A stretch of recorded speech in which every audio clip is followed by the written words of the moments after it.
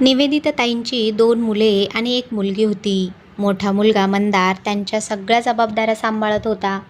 त्यामुळे निवेदिता ताई मंदार आणि स्मितासोबत राहत होत्या. मंदार आणि स्मिताच्या मुलीची काव्याची डिलिव्हरी होती आणि काव्याला सासू-सासरे नव्हते.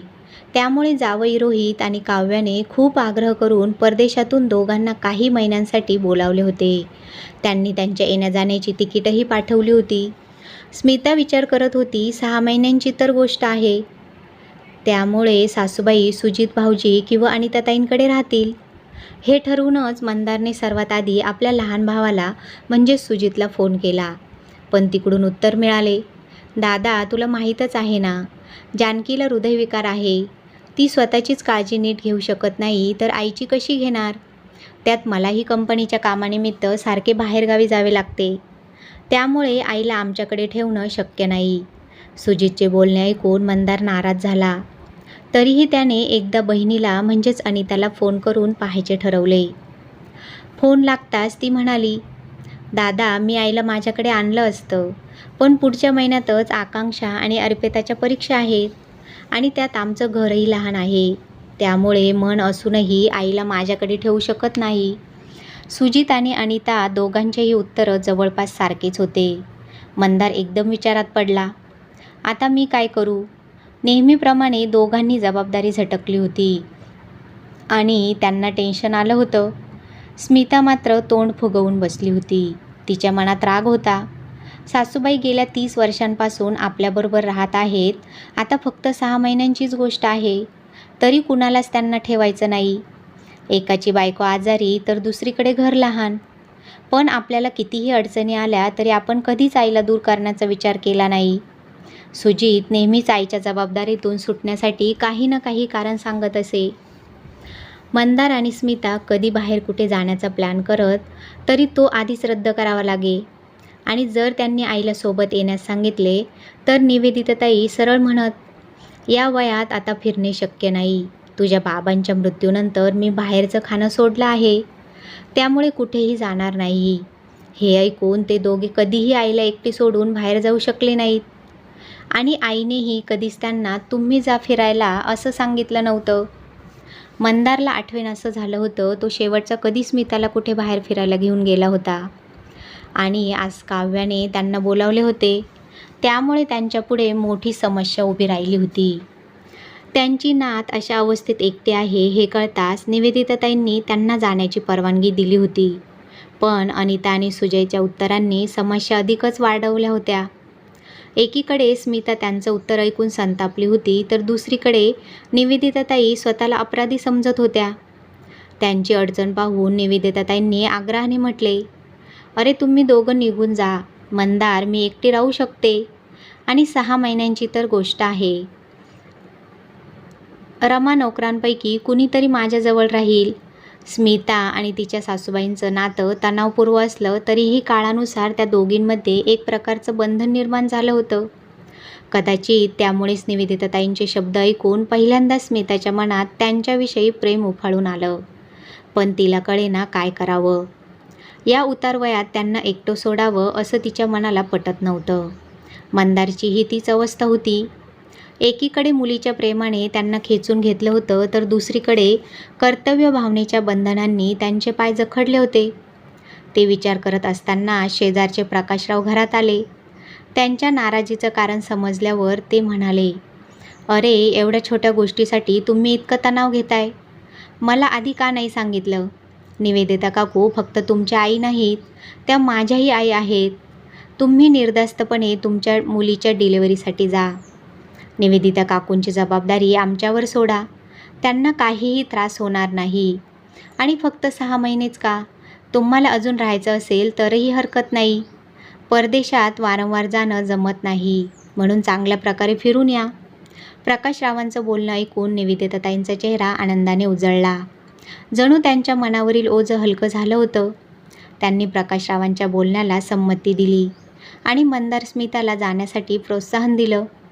मुलीच्या प्रेमाने त्यांना ते करायला भाग पाडलं, जे गेल्या 30 वर्षात कधीही घडले नव्हते. 2 दिवसातच ते सिंगापूरला रवाना झाले. पहिल्यांदाच घराच्या बाहेर पडले होते. पण तरीही त्यांच्या मनात तो आनंद, ती उमंग नव्हती. त्यांच्या मनात एकच भावना होती, आपले मन मागे सोडून जबरदस्तीने निघालो आहोत. ते प्रत्येक आठवड्याला फोन करून निवेदिताताईंची विचारपूस करत होते, पण त्यांच्या मनात वारंवार टोचणी लागत होती. गरजेच्या वेळी आपल्या माणसांनी साथ दिली नाही, आपल्या भावना समजून घेण्यासही नकार दिला. आणि याउलट आपले शेजारी मित्र प्रकाशराव, त्यांनी ही जबाबदारी आनंदाने स्वीकारली. त्यांच्या मनात प्रश्न निर्माण झाला, खरंच कोण आपलं आणि कोण परकं? रक्ताची नाती फक्त स्वार्थापुरतीच राहिली आहेत का, की हृदयाच्या नात्यांमध्ये खरी माणुसकी आहे? रक्ताची नाती केवळ जन्मसिद्ध संबंध आहेत का? प्रेम, विश्वास आणि कर्तव्य भावनेचं नातं का हरवत चाललं आहे? जिथं पूर्वी कुटुंब एकत्र येऊन सुखदुःख वाटायचं, तिथं आज भावना का हरवल्या आहेत? मंदार आणि स्मिताच्या घरची परिस्थिती समज त्यांच्या कुटुंबियांना का झाली नाही? ते केवळ सुट्टीसाठी जात नव्हते, तर एका गरजेपोटी जात होते. मग त्यांनी त्यांचा निर्णय का बदलावा? आई फक्त त्यांचीच नाही, ती त्या दोघांचीही आहे. गेल्या 30 वर्षांपासून जेव्हा ते तिची काळजी घेत होते, तेव्हा काही महिने तिला स्वतःजवळ ठेवण्यास त्यांना कोणता त्रास झाला असता? सुखदुःख, आजारपण, छोटे मोठे संकटे ही तर प्रत्येकाच्या आयुष्यात येतच असतात. मात्र त्यांना घाबरून माणसाने आपल्या कर्तव्यापासून दूर होणे योग्य आहे का?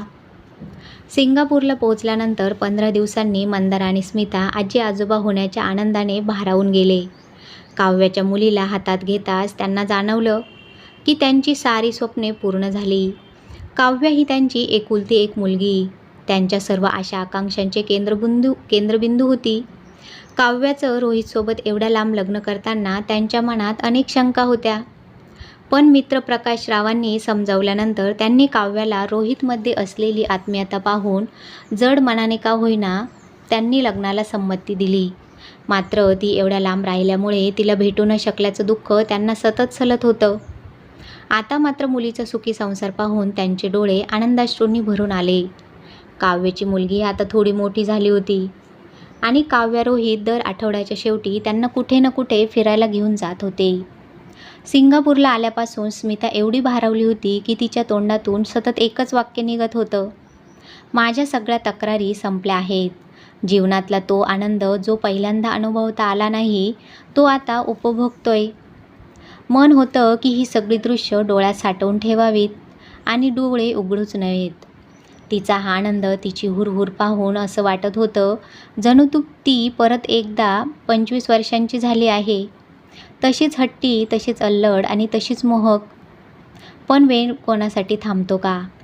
हळूहळू त्यांच्या परतीच्या प्रवासाचा दिवस जवळ येऊ लागला आणि त्यांनी नातेवाईकांसाठी भेटवस्तूंची खरेदी सुरू केली. एका स्टोअरमधून दुसऱ्या स्टोअरमध्ये, एका मॉलमधून दुसऱ्या मॉलमध्ये भटकताना सकाळ कधी संध्याकाळ झाली हे कळलंच नाही. सर्वांसाठी योग्य भेटवस्तू निवडणं खूप कठीण होतं, पण एवढ्या लांबून हात हलवत परत जाणं त्यांना योग्य वाटत नव्हतं. आणि खरंच परदेशी वस्तूंचं भारतीयांना अजूनही विलक्षण आकर्षण आहे, हे स्मिताच्या खरेदीकडे पाहून स्पष्ट होत होतं. 1-2 वेळा मंदारने तिला समजावलं, तेव्हा ती हसून म्हणाली, आयुष्यात पहिल्यांदाच मी घराबाहेर पडले आहे. निदान आता तरी मला माझ्या इच्छा पूर्ण करू द्या. आणि तसंही एवढ्या उत्तम वस्तू भारतात कुठे मिळणार? अखेर काव्य आणि रोहितच्या मदतीने संपूर्ण खरेदी पूर्ण झाली. शेवटी प्रकाश आणि त्यांची पत्नी साधना यांच्यासाठी भेटवस्तू निवडताना काव्य जरा गोंधळलेली पाहून मंदार म्हणाला, काव्या बाळा, ते परके असले तरी तू हे विसरू नकोस की यावेळी तुझ्या आजीची देखभाल करून त्यांनी खूप मोठी साथ दिली आहे. त्यांच्याशिवाय आम्हाला इथं येणं शक्यच नव्हतं.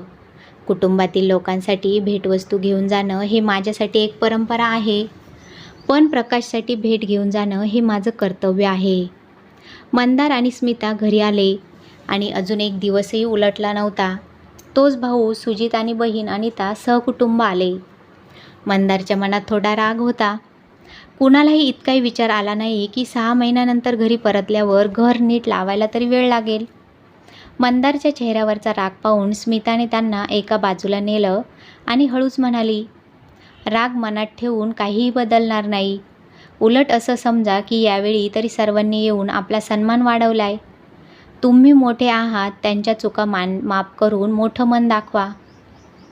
स्मिताचं बोलणं ऐकून मंदारने मनातील राग दाबून टाकला आणि सकारात्मक विचार करत सर्वांचं स्वागत केलं. त्याला हे पाहून आनंद झाला की नेहमी झोंबणारी स्मिता आज सर्वांसोबत खूप आनंदी दिसत होती. कदाचित तिला तिच्या परदेश प्रवासाचे अनुभव कोणाला तरी सांगायचे होते, किंवा इतक्या दिवसांनी कुटुंबाच्या जबाबदाऱ्यांपासून दूर राहून मनमोकळं भटकंती केल्यामुळे तिच्या मनात एक वेगळाच उत्साह होता. ती ही आनंदाची भावना साऱ्यांसोबत शेअर करून आपला आनंद द्विगुणित करू पाहत होती. संध्याकाळी चहा झाल्यावर मंदारने सुटकेस उघडली आणि प्रत्येकाला भेटवस्तू देत म्हणाला, मी आणि स्मिताने तुमच्यासाठी खूप विचार करून ही भेटवस्तू आणली आहे. आशा आहे की तुम्हाला ते आवडेल. बॅग रिकामी झाली, पण आता एक पाकिट उरलेलं पाहून सर्वांच्या नजरा त्याच्याकडे वळाल्या. ते पाकिट उचलून मंदारने स्मिताकडे पाहिलं आणि म्हणाला, ही भेट प्रकाश आणि साधना वहिनींसाठी आहे. जाऊन त्यांना देऊन ये. निवेदिताताईंच्या चेहऱ्यावर प्रश्न उमटला, पण त्यांच्यासाठी भेटवस्तू आणायची काय गरज होती? मंदारने शांत पण ठाम स्वरात उत्तर दिलं, कदाचित तू विसरली असशील आई, पण जेव्हा तुझ्या राहण्याचा प्रश्न निर्माण झाला होता तेव्हा प्रकाश आणि साधना वहिनींनी केवळ आमची अडचण समजून घेतली नाही, तर आनंदाने तुझ्या देखभालीची जबाबदारी उचलली. आई, तुझ्या दृष्टिकोनातून त्यांना काहीही किंमत नसेल किंवा ते परके वाटत असतील, पण माझ्यासाठी प्रकाश हा रक्ताने परका असला तरी आपल्या लोकांपेक्षा कितीतरी अधिक महत्त्वाचा आहे. मंदारच्या आवाजात नकळत कडवटपणा आला. स्मिता भेटवस्तू घेऊन प्रकाशराव आणि साधना वहिनींकडे निघून गेली. खरी गोष्ट ऐकून सगळ्यांचे चेहरे उतरले होते. मंदारला ठाऊक होतं की त्यांची रक्ताची नाती ही भेटवस्तू मिळूनही आनंदी नव्हती, कारण त्यांच्या दृष्टीने त्या भेटीचं मोल पैशात मोजलं जात होतं. पण प्रकाश आणि साधना वहिनींनी मात्र भेटवस्तू पाहून मनापासून आनंद व्यक्त केला. त्यांना कुठलीही अपेक्षा नव्हती. त्यांनी एका आईची सेवा करून माणुसकीचं कर्तव्य पार पाडलं होतं. कथा आवडली असल्यास लाईक करा, शेअर करा आणि चॅनलला नक्की सबस्क्राईब करा. धन्यवाद.